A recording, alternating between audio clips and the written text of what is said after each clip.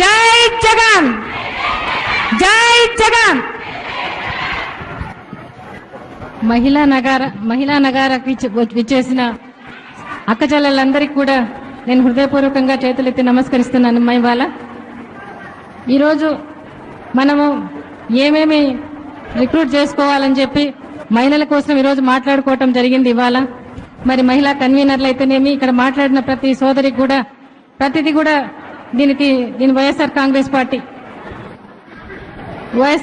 Party దీన్ని ప్రతిదీ కూడా ఆలోచించి ఇప్పుడు చెప్పాల్సిన నిర్ణయాలు చెప్పి తర్వాత కూడా ప్రతి దాని గురించి కూడా చర్చిస్తుందని, ఆలోచిస్తుందని, అన్ని రకాలుగా మరి వైఎస్ఆర్సీపీ మీకు అండగా ఉంటుందని ముందుగా నేను మీకు అందరికీ చెప్పడం జరుగుతుందమ్మా.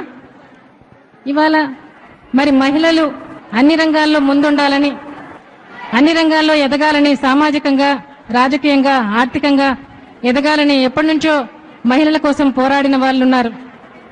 మరి వీరేశలింగం పంతులైతే మరి ఆ రోజు వితంతువులకు విద్యా ఉపాధి కోసం ఆ రోజు ఆయన తీసుకోవడం జరిగింది. రాజా రామ్మోహన్ రాయ్ గారైతే మరి సతీ సహగమనానికి ఆయన ఆ రోజు ముందుండి దాన్ని మార్చడం జరిగింది.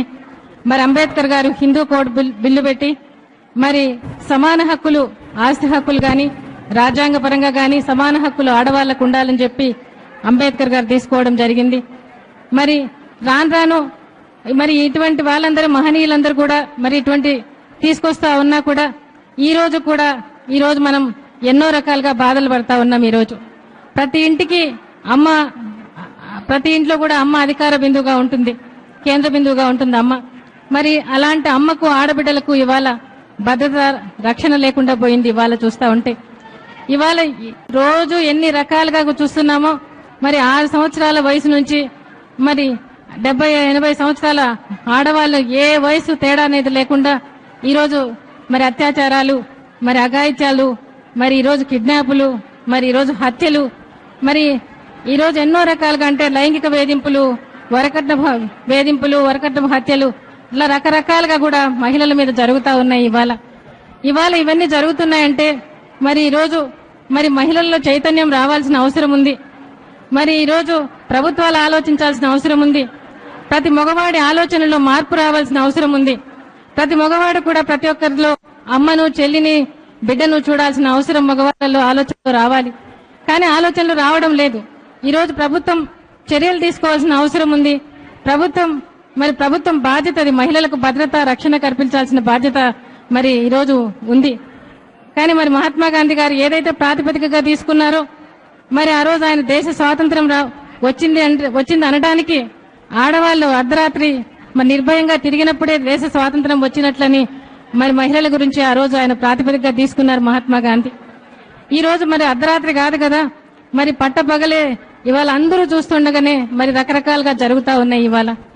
ఈ రోజు మనం అయితే సునీల ప్రాంగణంలో సాయంత్రం మీటింగ్ పెట్టుకున్నాము. మరి వాళ్ళు దుర్మార్గులు కొంతమంది వచ్చి మరి అక్కడనే మద్యం షాపులో నుంచి వచ్చి మరి వాళ్ళు ఆ బిడ్డ మీద చెయ్యి వేయబోగా ఆ దుర్మార్గులను ఎదిరించినందుకు ఆ తల్లి లారీ కింద పడి చనిపోవడం జరిగింది. తోసేశారు ఆమెను. మరి అట్లే విధంగా ప్రతి చోట కూడా వికలాంగులని లేదు, ఎవ్వరని లేదు. మరి ఇటువంటి అత్యాచారాలు ఇవాళ జరుగుతూ ఉన్నాయి. ఈ రోజు మరి వీటన్నిటిని కూడా మరి దేశంలోనే మరి మన రాష్ట్రం 5 స్థానాల్లో ఇటువంటి దానిలో ఉంది. లైంగిక వేధింపుల్లో మన రాష్ట్రం మొదటి స్థానంలో ఉందట. మరి అత్తింటి వేధింపుల్లో 2వ స్థానంలో ఉందట మన రాష్ట్రం. దేశంలో చూస్తే ప్రతి 21 నిమిషానికి ఒక అత్యాచారం జరుగుతూ ఉందట. ప్రతి 58 నిమిషాలకు దేశంలో చూస్తే మరి ఈ రోజు వరకట్నపు బలి జరుగుతూ ఉందట. ఇవాళ మరి ఎక్కడ చూసినా అలాగే ఉంది. ఈ రోజు మన దేశం సిగ్గుపడాల్సిన అవసరం ఉంది, రాష్ట్రం సిగ్గుపడాల్సిన అవసరం ఉంది. మరి ఇటువంటప్పుడు మరి ఈ రోజు మనం పేపర్లలో చూస్తా ఉన్నాం నిత్యం. ఈ రోజు ఏ వార్తలు ప్రధానాంశంగా ఉంటా ఉన్నాయి. ఇవాళ మద్యం ఒకటి కారణమైతే మరి ఒకటి ప్రభుత్వాలు లా అండ్ ఆర్డర్ సరిగా లేకపోవడం వల్ల ఇవన్నీ జరుగుతా ఉన్నాయి. ఈ రోజు మనం చూస్తా ఉన్నాం, బొత్స సత్యనారాయణ గారు మాట్లాడుతూ ఉన్నారు. అర్ధరాత్రి స్వాతంత్రం వచ్చింది కదా అని చెప్పి అర్ధరాత్రి ఆడవాళ్లు తిరుగుతారా అని చెప్పి ఆయన మాట్లాడారు. మరి ముఖ్యమంత్రి గారి కార్యాలయం నుంచి మనకు మరి కల్తీ మద్యం అరికట్టాలంటే మద్యం అమ్మకాలను, మద్యం మనమే ఉత్పత్తి బాగా చేయాలి, మద్యం సేల్స్ ప్రభుత్వమే చేయాలని చెప్పి ముఖ్యమంత్రి గారి కార్యాలయం నుంచి ప్రకటన వచ్చింది. మరి ఇటువంటి వాళ్ళు రాజకీయాల్లో ఉండి ముఖ్యమైన నేతలుగా ఉండి మరి ఇట్లాంటి వాళ్ళు మాట్లాడే ఆలోచనలు మరి ఇవన్నీ కూడా మరి ఎటువంటి దారికి తీస్తాన్నాయో కూడా మనకు అర్థం కాని పరిస్థితి ఉంది. కానీ రాజశేఖర రెడ్డి గారు అధికారంలోకి వచ్చిన తర్వాత మరి ఒక విధమైన సంకేతం అందింది. ఆ రోజు మహిళల మీద నేరాలు ఏమైనా చేస్తే వారి కఠినమైన శిక్షలు ఉంటాయని చెప్పి ఆ రోజు ఆయన పరిపాలనలో ఒక సంకేతం వెళ్ళింది. మరి రాజశేఖర రెడ్డి గారు అదే కాకుండా మహిళా సంక్షేమానికి రాజశేఖర రెడ్డి గారు ఇచ్చిన నిధులు ఏ ప్రభుత్వము ఇవ్వలేదు. రాజశేఖర రెడ్డి గారు మహిళలను మరి అక్కయ్య చెల్లమ్మ అని ఎంత ఆప్యాయంగా పిలుచుకునేవారో వాళ్ళ అభ్యున్నతికి అంతే విధంగా ఆయన అన్ని రకాల సంక్షేమ పథకాలు గాని ఇంకోటి గాని ఆర్థికంగా ఎదగాలని, సమాన హక్కులు ఉండాలని, రాజకీయంగా మరి సామాజిక పరంగా ఎదగాలని చెప్పి ఆ రోజు ఆయన నిర్ణయం తీసుకోవడం జరిగింది. ఆయన ఏది చేసినా కూడా మరి అంటే మహిళలు బాగా చదువుకోవాలని చెప్పి ఎన్నో యూనివర్సిటీలు తీసుకురావడం జరిగింది. ఆ రోజు నిరుపేద పిల్లలు చదువుకోవాలని కస్తూరిబా స్కూల్స్ తీసుకురావడం జరిగింది, నవోదయ స్కూల్స్ తీసుకురావడం జరిగింది. మరి అన్ని రకాలుగా ఆ రోజు జిల్లాకు ఒక యూనివర్సిటీ పెట్టడం అయితేనేమి, మన రాష్ట్రానికి ఫిట్స్ పిలాని తీసుకురావడం అయితేనేమి, మన రాష్ట్రంకు ఐఐటి తీసుకురావడం అయితేనేమి, మరి అన్ని రకాలుగా ఆడపిల్లలు చదువుకోవాలని చెప్పి ఫీజు రీయింబర్స్మెంట్ ముఖ్యంగా అంతకుముందు ఆడపిల్లలు చదివించే వాళ్ళు కాదు. ఎందుకంటే మగపిల్లలు మాత్రమే చదివించేవాళ్ళు. వాళ్ళకుండే డబ్బు వాటికి మగపిల్లలకు అప్పులు చేసి చదివించేవాళ్ళు, నానా కష్టాలు పడి చదివించేవాళ్ళు. ఆడపిల్లలను చదివించడానికి అంత డబ్బు ఖర్చు పెట్టలేమని చెప్పి ఇంట్లోనే పెట్టుకుని చిన్న వయసులలోనే పెళ్లిళ్లు చేసి రకరకాలుగా ఇబ్బందులు పడేవాళ్ళు. మరి అటువంటప్పుడు రాజశేఖర రెడ్డి గారు ఏదైతే ఫీజు రీయింబర్స్మెంట్ తీసుకొచ్చారో మరి ఆ రోజు కలెక్టర్లు గాని, డాక్టర్లు గాని, ఇంజనీర్లు గాని కావాలని ఆయన ఫీజు రీయింబర్స్మెంట్ తెచ్చారు. అది వచ్చిన తర్వాత ఫ్రీ ఎడ్యుకేషన్ కాబట్టి చాలా మంది ఆడపిల్లలు చదువుకోవడం జరిగింది ఇవాళ. అయినా కూడా ఈ రోజు దేశంలో అక్షరాస్యత చూసుకుంటే 55.4% వద్దనే మన అక్షరాస్యత ఆగిపోయింది. ఈ రోజు మరి ముఖ్యంగా ఆడపిల్లలు చదువుకోవాలని ఆడపిల్లలకు వాళ్ళు అన్ని రకాలుగా కూడా ముందంజలో ఉంటారని చెప్పి కూడా మన వాళ్ళు ఈ రోజు మన ఆడపిల్లలు నిరూపిస్తా ఉన్నారు అన్ని రకాలుగా కూడా. మరి ఈ రోజు మరి ఒకటి ముఖ్యంగా మద్యపాన నిషేధం గురించి మరి జగన్ బాబు కూడా ఒక నిర్ణయం తీసుకోవడం జరిగింది. మద్యపాన నిషేధం మరి ప్రతి 1000 మందికి కూడా 10 మంది మహిళలను పెట్టి మద్యపానాన్ని నియంత్రిద్దామని చెప్పడం జరిగింది. ఈ రోజు చూస్తే ఇవాళ చూస్తే రాజశేఖర రెడ్డి గారు ఉన్నప్పుడు దీనికి అంత ఇంపార్టెన్స్ ఇచ్చేవాళ్ళు కాదు. 5,000 కోట్ల లోపే ఆదాయం ఉండేది. 20,000 కోట్ల వరకు ఆదాయం పెరిగింది ఇవాళ చూస్తే 20 కోట్ల ఆదాయం వచ్చినప్పుడు వైద్యానికి ఏమైనా ఖర్చు పెడుతున్నారా అంటే వైద్యానికి కేవలం 5,000 కోట్లు మాత్రమే ఖర్చు పెడతా ఉంది ఇవాళ ప్రభుత్వం. కాబట్టి జగన్ బాబు అయితే పేదవాళ్ళ వాళ్ళని సర్వనాశనం చేసే ఈ మద్యం ఉండకూడదని ఆయన నిర్ణయం తీసుకోవడం జరిగింది. మొదటి ప్లీనరీలోనే ఆయన నిర్ణయం చెప్పడం జరిగింది. ప్రతి గ్రామాల్లో, పట్టణాల్లో బెల్ట్ షాపులు రద్దు చేస్తానని చెప్పి, నియోజకవర్గాల్లో మాత్రమే మద్యం షాపులు ఉంటాయని చెప్పడం జరిగింది. అన్ని చోట్ల కూడా ఇది నియంత్రించడానికి మహిళలను 10 మందిని ప్రతి 1000 మందికి కూడా ఎన్నుకొని పెట్టి ఇది నియంత్రిస్తామని చెప్పడం జరిగింది. ఈ రోజు వైఎస్ఆర్ కాంగ్రెస్ పార్టీ నినాదం మహిళకు చదువు, మహిళకు అధికారం, మహిళకు రక్షణ.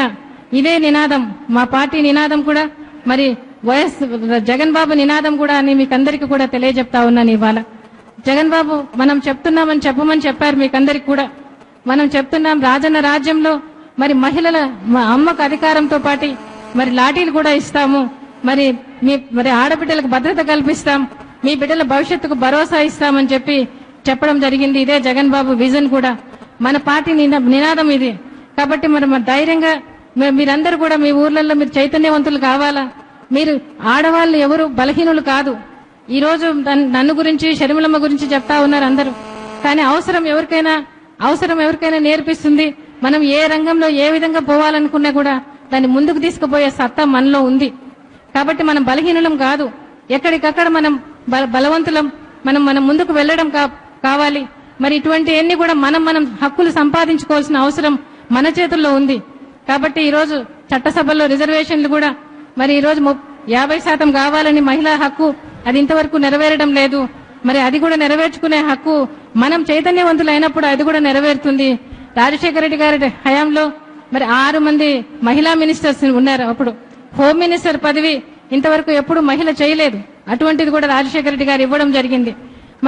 అటువంటి నాయకులు మన మధ్య ఉన్నప్పుడు ఆయన ఉన్నప్పుడు రాజశేఖర రెడ్డి గారు మహిళా సాధికారతలో మరి అభయహస్తం అయితేనేమి, మరి పెన్షన్ అయితేనేమి, మరి ఆ రోజు పంపిణీ, మరి పట్టాలు ఇచ్చినప్పుడు అవన్నీ కూడా ఆడవాళ్ల పేర్లతో ఇవ్వడం జరిగింది. అవన్నీ సాగు చేయడానికి కూడా ఇందిరా ప్రభ తీసుకొచ్చి అవన్నీ సాగు చేసేదానికి కూడా చేయడం జరిగింది. ఎన్నో రకాలుగా ఆయన చర్యలు తీసుకోవడం జరిగింది. మరి ఆ మహానేత వారసుడిగా జగన్ బాబు కూడా మరి అదే విధంగా మీకందరికీ కూడా అవన్నీ మీకు మన మహిళలందరికీ కూడా న్యాయం అని, మరి మనం ఆయన ప్రభుత్వంలో ఆయన అధికారంలో మనం ఇవన్నీ కూడా సాధించు. ఈ రోజు మీరు ఏవేవైతే తీర్మానాలు చేసినారో, ఏవి ఇంతకు ముందు కన్వీనర్లంతా మాట్లాడిన ప్రతి మాట కూడా వైఎస్ఆర్ కాంగ్రెస్ పార్టీ తీసుకుంటుందని, దానికి తగిన విధంగా చర్యలు తీసుకుంటుందని తెలియజెప్తూ మీకందరికీ సెలవు తీసుకుంటాం.